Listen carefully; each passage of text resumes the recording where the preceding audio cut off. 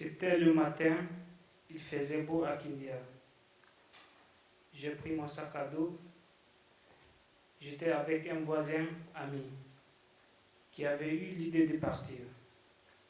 Sur un coup de tête, on a pris le taxi direction Bamako. Dès le départ, j'étais triste de quitter moi chez moi. Mais ce soir, je l'ai fait pour fuir ma famille.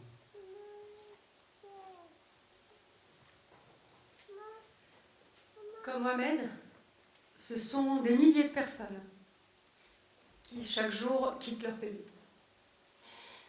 Ce sont des personnes qui viennent d'ailleurs. Ce sont des migrants, des réfugiés politiques ou en attente de papier. Des jeunes, des très jeunes et des moins jeunes. Ce sont ces hommes et ces femmes portés au tout début, quand l'histoire commence, par cette folie de changer leur vie. La folie de vivre libre, de survivre, de protéger, de sauver, de s'éloigner de la violence, de la guerre, de l'injustice, de la famine, de la misère, de la pauvreté. Ce sont parfois des hommes et des femmes qui ont quitté leur pays où ils ne peuvent retourner, qui espèrent se trouver, se construire un nouveau chez eux. Trouver, comme le diraient les Japonais, leur ibasho, ce lieu où l'on peut être soi-même. Partir, c'est quitter ses terres, ses proches, son histoire, laisser parfois même une partie de ses enfants au pays. Partir, c'est traverser les déserts, les mers, pour s'installer sur des bouts de terre où on n'est pas toujours le bienvenu. Et tout cela pour une vie meilleure. Sur ce chemin, parfois, ou je dirais même souvent, comme dans nos bons vieux contes populaires, certains, et la majorité de certaines, rencontrent l'ogre, la sorcière. Ces méchants qui sont des hommes et des femmes qui, pour leurs raisons, dans leur propre folie, entretiennent l'exploitation de l'homme par l'homme, confirmant ainsi que l'homme peut être un loup pour l'homme. Alors, ces voyageurs de l'espoir que je rencontre, après leur voyage périlleux, se retrouvent dans des états aux teintes parfois très sombres. Aujourd'hui, mon témoignage est un hommage. Oui, je rends hommage à toutes ces personnes qui ont eu la folie de partir pour mieux vivre. À tous ces hommes et ces femmes qui, au cours des siècles, ont tout laissé pour tout reconstruire. Aujourd'hui, je rends hommage aussi à toutes les personnes qui les accompagnent, qui les défendent, ces fous qui se battent, parfois nuit et jour, pour qu'ils aient le droit d'être là, de manger, de dormir, de travailler.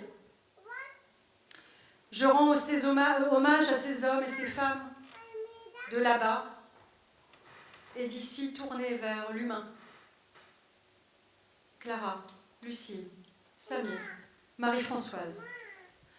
Ensemble, nous avons monté à Louviers, à Incarville, à Val-de-Reuil, des projets d'accompagnement en santé mentale. Et c'est à travers l'art-thérapie pluridisciplinaire que nous avons abordé l'expression du soi. Une thérapie non verbale où ne pas parler la même langue n'est pas un problème. L'art-thérapie, c'est la thérapie du faire, la thérapie du mouvement, de la transformation. C'est la thérapie d'oser, la folie d'être soi. Dessiner, peindre, modeler, c'est faire apparaître de l'intérieur de son corps les traits qui en témoignent. Dessiner, c'est donner corps à un fait devenu une expérience, à l'intérieur de nous.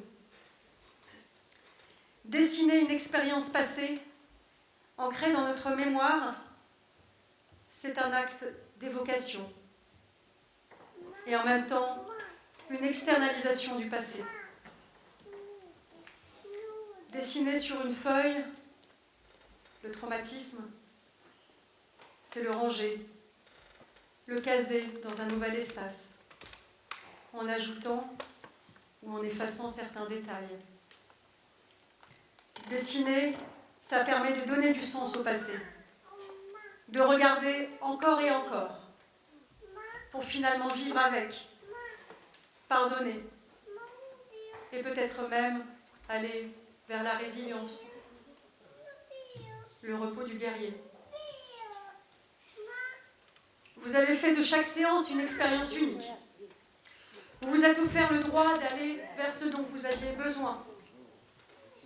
Le besoin pour certains d'entre vous de retrouver le plaisir du groupe, la socialisation, le besoin de sortir de cet isolement qui est tellement loin de ce que vous êtes. J'ai observé vos sourires, vos regards amusés, votre joie. Observez cette complicité ou cette connivence qui s'installe au fil des séances. Je vous ai vu vous apaiser. J'ai observé votre plaisir de partir à la rencontre de votre intériorité. Certains portant des paysages intérieurs riches, tellement variés, et d'autres où tout est en friche, tout est à redessiner. J'ai vu des personnes s'affirmer, oser s'exprimer et se permettre le changement. J'ai vu des hommes reparler. J'ai vu des créations très violentes de l'ordre de la libération, de l'expression profonde de soi, la douleur de la profonde de la perte des siens. Vous avez exprimé tellement de choses. Je vous ai vu porté par votre cœur. Vous avez dessiné, peint, collé, modelé la folie de votre vie passée. Et vous avez chanté, créé, modelé, peint la folie de votre nouvelle vie. Et toi, Estefano, tu as choisi la danse.